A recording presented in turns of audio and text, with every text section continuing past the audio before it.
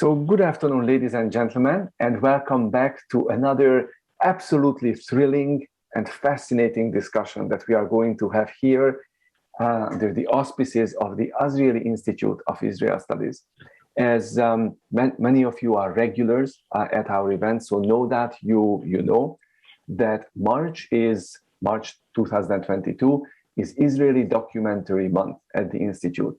And I'm just so delighted to welcome, if not to our classroom, but definitely to the screen, a very special person, Roni Aboulafia, whom of course you know now as the director and maker of the film that all of you were able to watch yesterday, Honorable Man, the story of the political rise and fall of the late Prime Minister Ehud Olmert. Roni is not only a very special director, Roni is also a very special person. And let me tell you a little bit about her special mission in the context of the brief introduction that I would like to offer before we would then start the actual Q&A. So what I would like to do is to share the screen for another moment and share you an image of Roni's biography. Roni was born in Jerusalem. She spent parts of her childhood and adolescence in Sao Paulo, Brazil. After graduating from the Sam Spiegel Film and Television School in 1999, she moved to New York to specialize in documentary film production. Since returning to Israel in 2004, she has been directing documentary films and creating TV series for television. Roni's projects won critical acclaim both in Israel and in international film festivals, including the Sundance Film Festival, the Jerusalem Film Festival, and more. In 2017, Roni won an Israeli Academy Award for Best Documentary Series for The School of Hope. And it's important to stress that her most recent film, Honorable Man, was debuted at Doc Aviv in 2020. And we are really so fortunate that we were able to bring this film to our screens here in Montreal. Further down on the screen, you see the selected filmography, selected films and projects that Roni has completed and accomplished. What I would like to tell you, however, is something that Roni shared with me in our conversations as we were preparing for this interview. And those of you who are avid readers of the various global Jewish news might actually remember seeing this image of Roni speaking to an Afghani national, Mohammed Javed Khan, during the terrible Afghan crisis that saw so many refugees having to evacuate and having to be evacuated from the country. Roni was, in a very interesting way, part of a very important and very successful mission to actually help a number of refugees flee and be rescued from the country. Together with, and this is important to stress that there is a very special Montreal connection of this story, Sylvan Adams, who of course needs no introduction to the Montreal Jewish community, played a very integral role in that effort. And those of you who are interested can read up further about the story in this fascinating article that was published in the Jewish Insider. But that's not the only place where you can read up on the story. And I would truly like to take advantage of having Roni with us today to talk to her about Honorable Man, the film, but also about Roni, the filmmaker, the social activist, and the rescuer of the destitute at the end of the week. These are important qualities, very important qualities that are in very much demand in this day and age, as we are seeing more and more military conflicts and difficult situations erupting all over the world. So Roni, thank you ever so much for joining us here today, for accepting our invitation, and for allowing us to learn and watch Honorable Man. Thank you for this wonderful introduction, and thanks everybody for coming into this webinar and for watching the film, of course. Roni, the usual setup that we have for these conversations with our filmmakers is that I would start out by asking about 3 to 4 questions, not more, because I don't want to monopolize the time. I would like to invite our viewers to submit questions, comments. This is an opportunity for them also to interact, engage with you. But just to get the conversation going, I would like to ask you to please tell us a little bit about the history of the film. How did you become interested in the story of Ehud Olmert? Was it Ehud Olmert the person that you wanted to tell the story of? Was it Ehud Olmert the politician, the falling politician? Was it perhaps the changing political climate of Israel when all of a sudden political corruption at the highest echelons of the leadership became very much talked about, became an election issue on which governments fell and governments performed? All of the above, none of the above. What prompted Roni Aboulafia, after all the many films and wonderful projects, to tell the story of Ehud Olmert? It's actually a big question. I always like to tell that I was always very involved in politics and of things that are happening in the country, and I always cared a lot about them. We always have this story in the family that in 1974, when my mother was giving birth to my younger brother, she was at the delivery. While she was at the delivery room, my father and I was just 2 years old, were demonstrating against the government after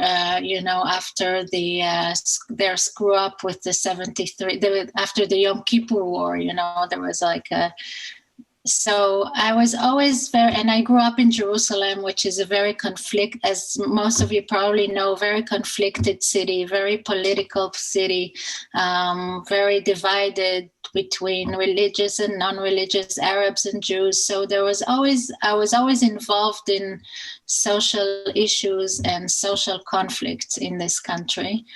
And I was actually always very opposed to Ehud Olmert. Of course, when he ran for elections as mayor of Jerusalem, I supported his rival Teddy Kollek, and I hated his politics, and I was, very also active against that kind of politics that he represented. But I became close friends with his daughter, Michal. And I've always had this relationship with her where I love her as a person, but I kind of resent her father as a politician. So that was always complex through the years. And when he was right before he went to jail, after the trials went on for 8 years. So after that had ended and he was sentenced for jail, she asked me if I could help them. She said when he never told, he wants to tell the story for the family to have, just to videotape him telling the story. And so she asked me for help as a filmmaker, if I could come and do the interview and bring a cameraman, just like technical work. And when so that ended up to be, this interview is not in the film, but it was like a 4-hour sit down where we discussed everything that happened to him. And after that I thought, well, his angle was never properly heard or presented, and it's a powerful story. Even though this man, did a lot of things he shouldn't have done and was sentenced for them and was a corrupt man in a way. This is a powerful story about a guy about a man that was in the highest position, was Prime Minister of Israel, was meeting with, the most important people in the world, walking, the highest echelons, and he's going in. It was 2 weeks before he went to jail, and in 2 weeks he's going to be an inmate at Maasiyahu Prison. So that was to me like a story I had to wrap my head around. So I went to meet him the next day or 2 days after that, and I told him I offered to make a documentary, and he consulted with the family a little bit, and he said yes. So I went the first day. I went and when he went into jail, I was filming him that day at home, and then we had this deal. We had arranged this deal where he would call me from jail every Thursday at 4, and I would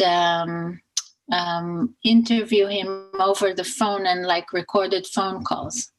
And so that's, in the film, that's like part of the narrative of the film. And into that, I decided to weave in, the public story of how he became prime minister. I mean, he became prime minister almost by accident, right? Yeah. So how he became, everything that happened, and how he became prime minister, and how Arik Sharon got his stroke and he became prime minister. And then as prime minister, what did he want to do? And so that's actually how it started. Roni, let me just ask you about this very interesting point you made about the Thursday phone calls, right? That you were able to record when he would call you every Thursday from prison. Why was it necessary for that to be done over the phone? Were you not allowed to visit him? No. In Israel, only family members can visit inmates and lawyers. And of course, he was such a high profile inmate, so they were very careful about it. I'm not even sure that those phone calls were actually proper or legal. One time when he was because he wasn't allowed to talk to journalists. So I'm not really a journalist. I could always pass off as like a friend of the family or a friend of his daughter or something. So after 4 months, I think, they start to allow leaves for weekends. So every month he would come out for the weekend, and I would wait there outside with my crew, filming him coming out. So even one time we had this run-in with the prison's intelligence officer. Whatever, he started asking questions. What are you doing here? And driving behind me. And so there was a little bit of that too in the... So this was a very unusual filmmaking experience for you too. It seems that you really learned a lot of new practical lessons, right? It's hard not to have real access to the person you're trying to portray, because it's all only through verbal conversations. And he can, if he shares, it was hard for him in the beginning to share the difficulties, because he's such a proud man, and his strength is something that is very important for him. He did not want to appear weak. So At the beginning, he had a really hard, tough time there, and he lost a lot of weight and stopped eating. He had like some mental difficulty also, I would say, but he was trying to hide it, of course. And see, so that was also a challenge to kind of to be able to reach some kind of truth of what was really happening, and not. Roni, you mentioned at the beginning that you really didn't like Olmert's politics. You didn't like his politics as mayor of Jerusalem, as candidate for mayor, and thereafter, obviously, when he becomes a national politician, you didn't care for that. Then you make a movie about him. And of course, as a filmmaker, your task, your goal is to remain objective, to tell a story objectively. But let me ask now Roni, not the director, but Roni Aboulafia, the person. Did he change you? Did the difficulties that you saw him go through And I do hear in your words, and I did see also in the film, some very genuine evidence of soul searching, perhaps. But maybe I'm wrong. Did that change you and your perception of the person that you made the film about? Or that's just a different page and you are able to maintain still the objective, cool separation between whom you're making the film about and how you feel about him? Well, making films is such a difficult task, and it takes such a long time. You can't really make a film about. I can't make films about some people that I don't like or love or become attached to. And I think,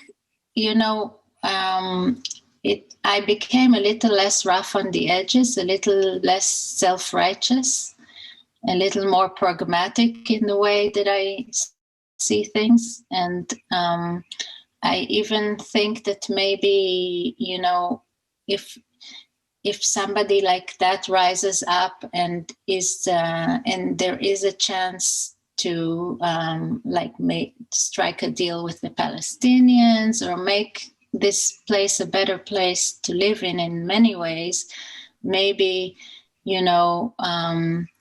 we can forgive past things that we can't,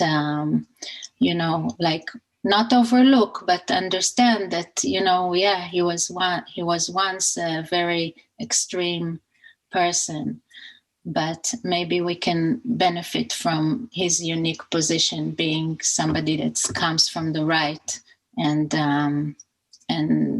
maybe he was able to do some progress in terms of making this a more peaceful country.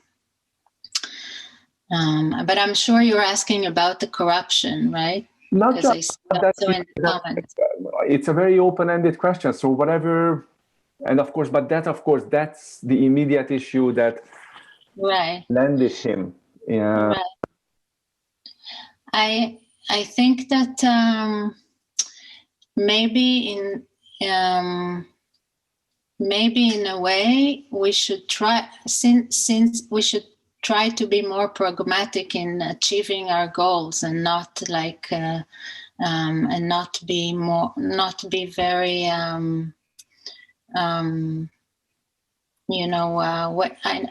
I don't know how to exactly say that in English, but not wait for a knight in shining armor. Nobody's going to be perfect. Mm-hmm. Everybody's going to have flaws, and we have to look at our leaders like that. Right. And Roni, why the title? Why did you choose the title that you gave to the movie in English? In Hebrew, it's a different title. It's a title in Hebrew. It's called Olmert Ha'ish Sheratza Yoter Midai, the man that wanted more, that wanted too much. I don't know how we would translate it. I chose that title, Honorable Man, because of Shakespeare's Julius Caesar play, where it's about political games and political leaders taking each other out, and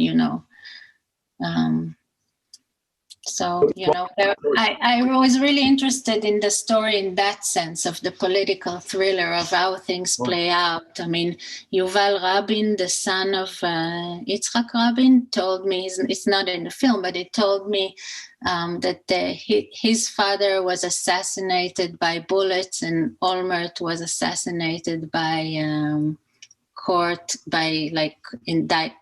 indictments or kitvei shum. Yeah. So there are people that look at it like that, and that's why I chose that title. So this is remarkable. It's always fascinating to hear when there is such a pronounced difference between the original Hebrew and the English title, the philosophy and the choice, the reason that. I think that in Israel, the people would not get not a lot of people would get the reference for Julius Caesar's. It's Mark Antony's speech, where he uses honorable men many times in different ways, in a cynical way. Thank you for sharing that, Roni.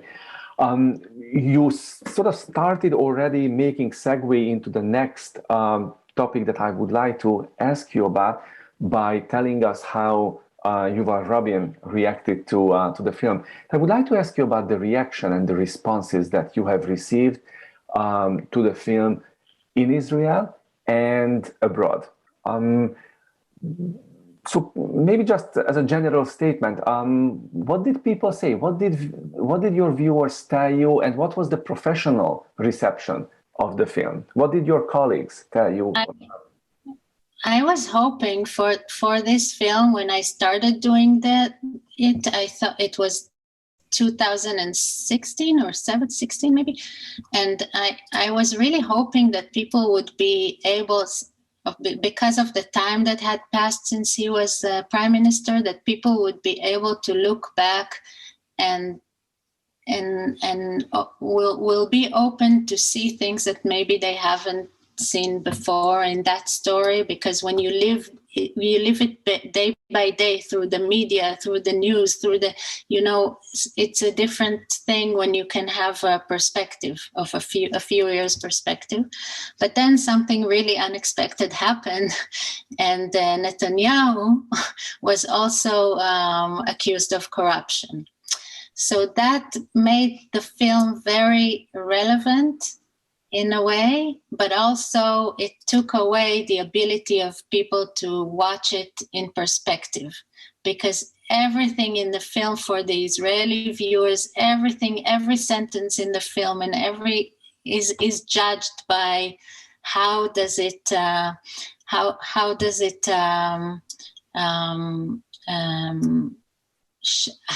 reflect on Netanyahu's case. So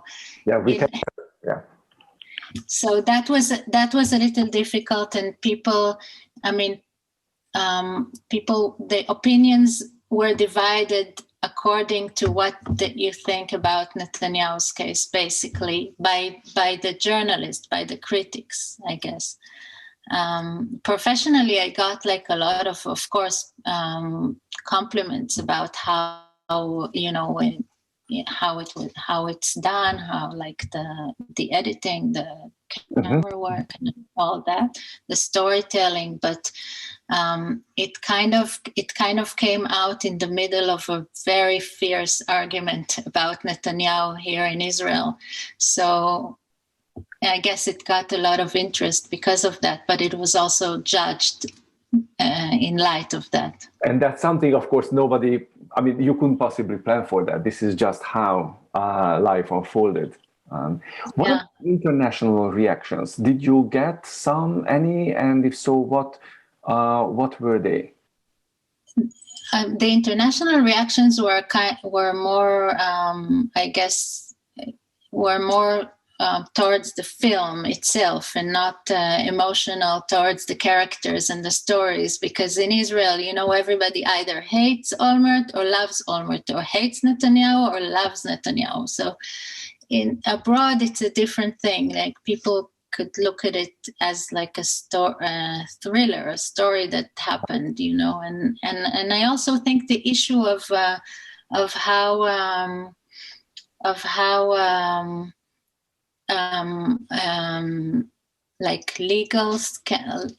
legal accusations or corruption accusations are used in the political sphere.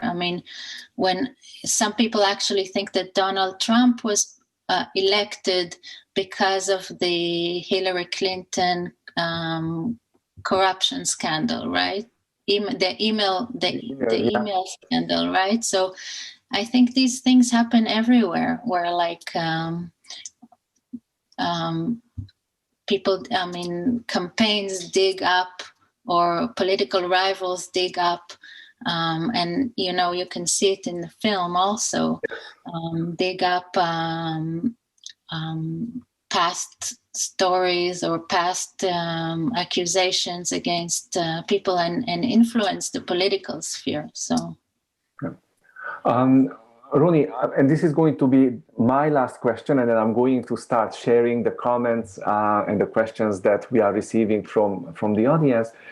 I would like to ask you if you feel comfortable to tell us a little bit about your next project. I shared with the audience your tremendous role and efforts that you exerted on behalf of the Afghani refugees. Is that somehow going to shape and influence the next several film projects that you are envisioning? Or are you going to continue documenting similar important but also difficult stories from Israeli political life? So where is Roni Aboulafia moving next on her cinematographic journey? My life changed completely.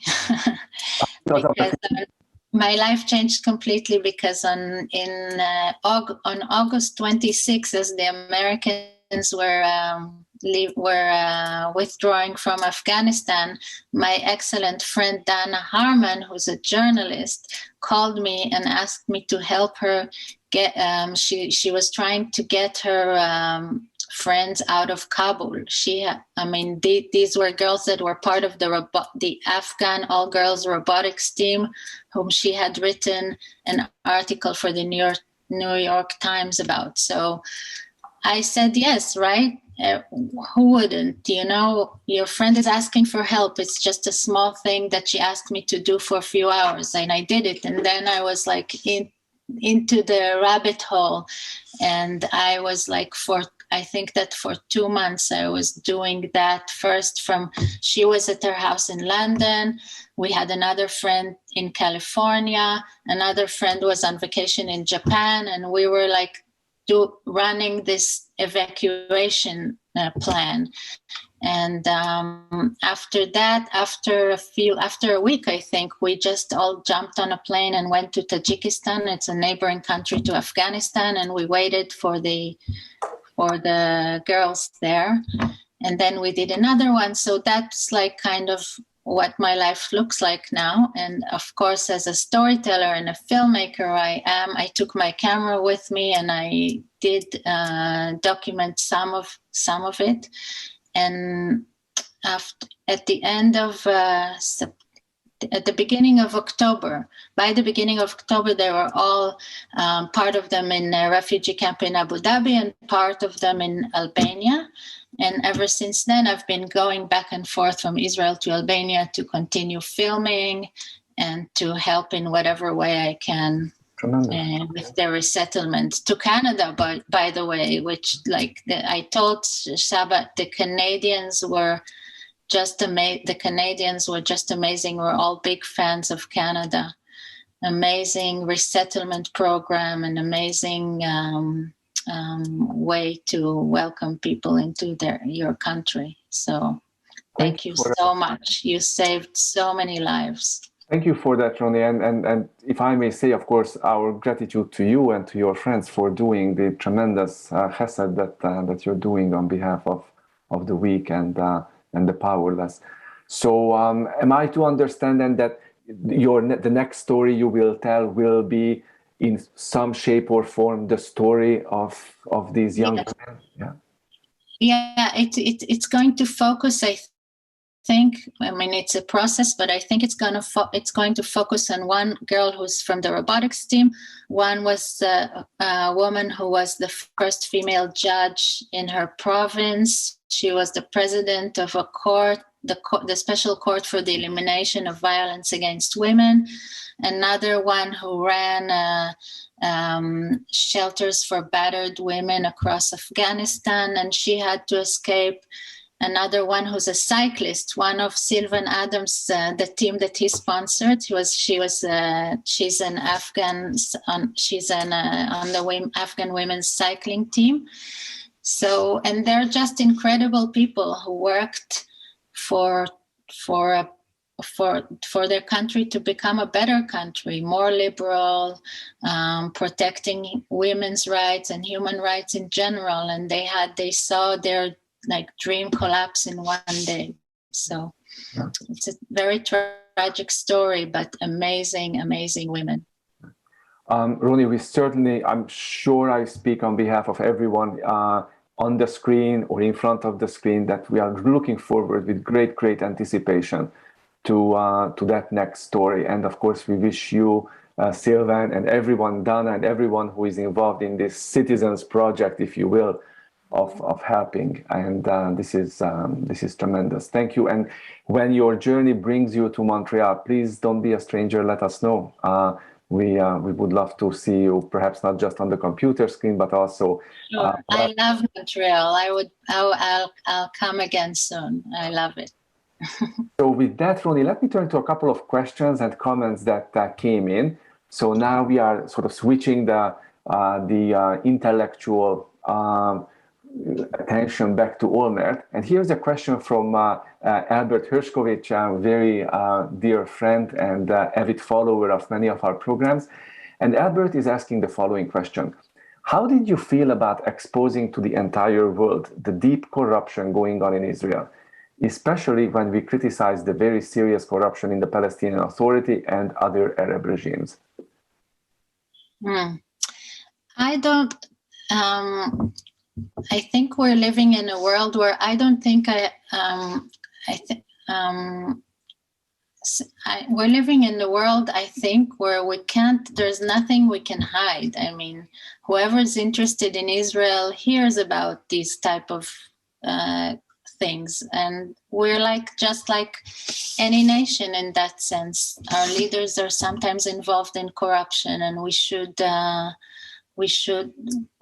do our best to have better leaders. But I don't think we're living in such a global world. I don't think I would think of, how Israel is portrayed abroad as dependent on like a film I would or wouldn't do. And, Okay, thank you. The next question from Soraya Kerba, who would like to hear you reflect about Olmert's life now, to the extent that you know. Do you know what he's doing now? Is he still living a political life? Do you know if he was broken by, and I think you alluded to this already, that he was quite shaken up by the jail experience. And do you know if it's true that he was incarcerated with a rabbi at the time, or for part of the time? And in general, what should we expect of greater, higher degrees of morality of our leaders? Any points of this that you would like to reflect on, please? Yeah, Olmert today, after he got out of jail, I think when you're in, he's a very, I already said, he's a very proud man, and he was very much in love with, I think when you get into, when you aspire to such a high office, and then you get to that position, it's something that it's addictive, I think. So I think he really missed the limelights. And I think he's always, whoever invites him to a TV interview, radio interview, whatever, he always comes. And he is also very hard-headed, so he always makes a provocation. And so I think he misses the limelights. Are you in touch with him? Do you follow him? Yeah. Yeah, we talk every once in a while, and I follow him.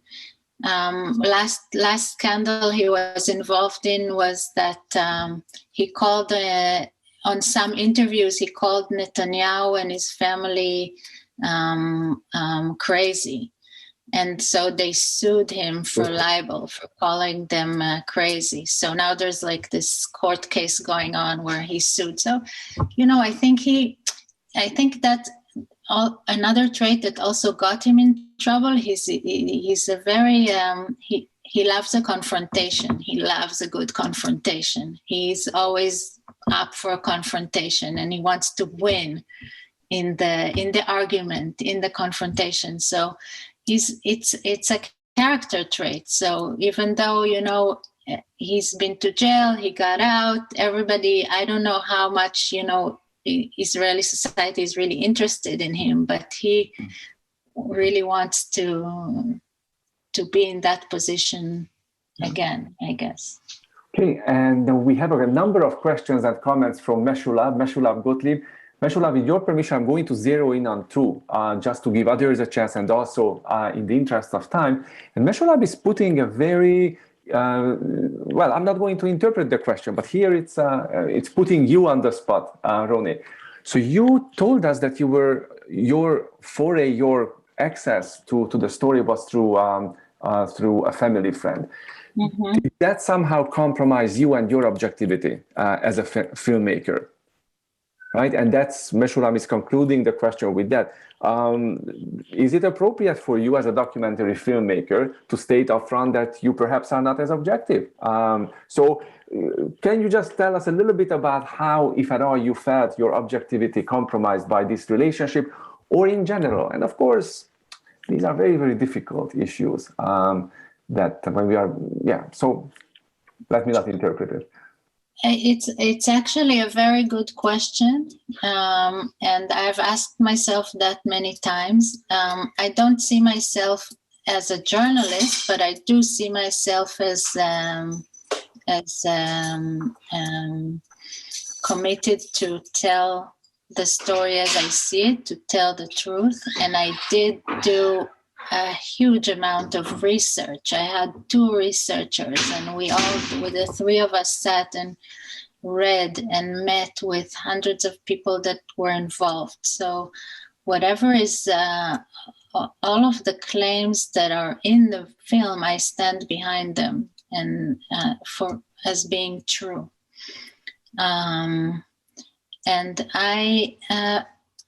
in terms of my, if I felt obligated to him because of the family friend connection, every one of us, filmmakers, we get to the story. Everyone has his own way of getting to the story. Sometimes the story gets to you. It's hardly ever somebody's decision.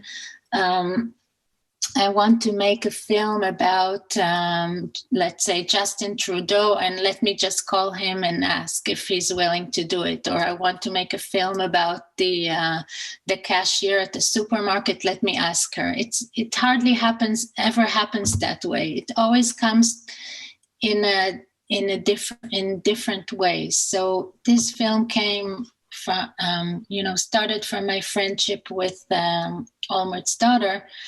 And I'm not saying it was easy. It wasn't easy because as they see it, the film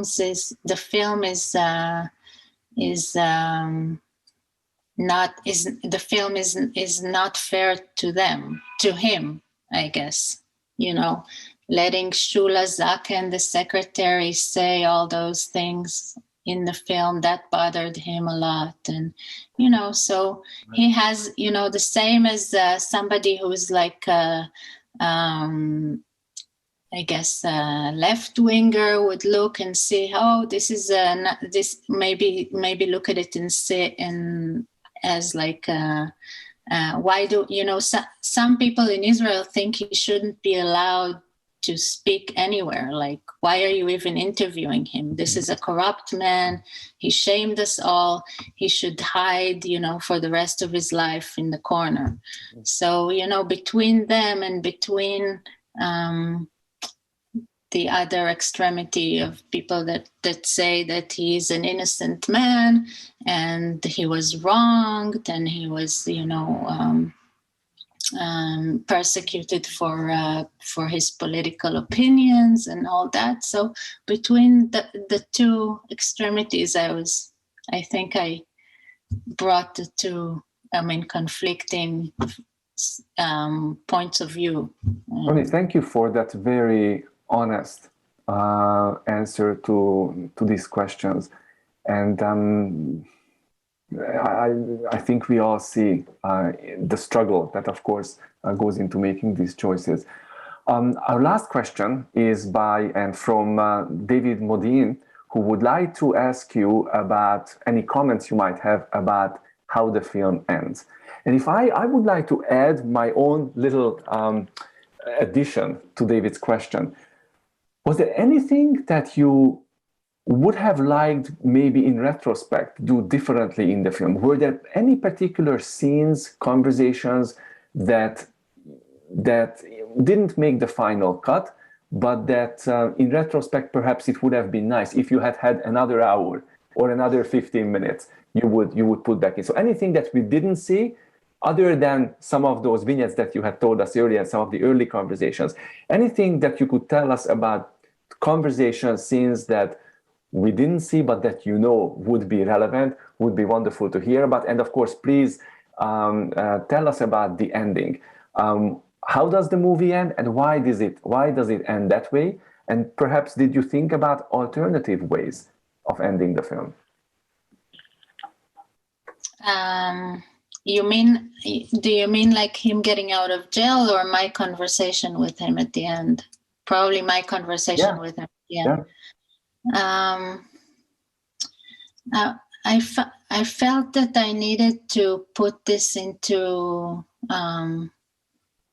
to kind of I guess confront him with what I think. I mean, I told him that throughout, but in the film itself, to kind of confront him about these things, and because he was so self-centered some of the way, because he was having such, like, of course it's not easy to be in jail and to fall from such a high position, but I was trying to tell him maybe he can also think about us, about the Israeli public, that could have maybe benefited, because, the general opinion in Israel about him, that he was one of the best prime ministers because he's such a good manager. I mean, he has like a good managing skills. Right. And so that was kind of my idea for the ending. And in terms of, I always have problems to cut out things from the film. So that's also why it's very long, and also why it took me such a long time to edit. But he had amazing, very telling stories about his childhood and his career that I really wanted to make it into the cut and didn't. So all kinds of very interesting and very telling also, I think, about the man that really wants to become prime minister. I think from a very early age, he saw himself there. So in other words, if you had another half an hour or 20 minutes, we would have seen a little bit more of Olmert, the child, Olmert, the young man. I mean, we saw a little bit of those and the photographs and so forth, and the really difficult circumstances under which his early upbringing took place. I see. This is very, very interesting. Roni, thank you so much for joining us. You've been wonderful. Thank you so much for making the film, for allowing us to bring it to our students, faculty, and members of the community. And thank you for allowing us to record this conversation. We are going to be, in a few days' time, we are going to be uploading it on our Institute's YouTube channel. Okay. So that those many friends and followers who were not able to join us today, but who saw the film, who watched the film yesterday, would be able to have the benefit and the advantage of hearing your reflections and your engagement, which was just very direct, honest, and sincere. And I really cannot thank you enough for that. I would also like to thank Mr. Corey Newman, our able, very effective, and dedicated coordinator of communications and social media. Corey has been working very diligently and effectively on making sure that this event and all of our events this month are happening seamlessly and are beautifully implemented. So thank you, Corey. And last but certainly not least, I would like to thank each and every one of you who decided to join us, who decided to spend this hour of lunch and learn, if you will, in order to hear Roni Aboulafia's reflections about Olmert, Haish, Sher Ratza Yoter Midai, or the Terrible Man. Once again, thank you so much for having me. Thanks for watching the film and having me here. It's been a pleasure. And we look forward to welcoming you back, not on the screen, but to Montreal. Thank you, Roni. Bye, everyone. Thank you. Bye. Stay healthy. Bye.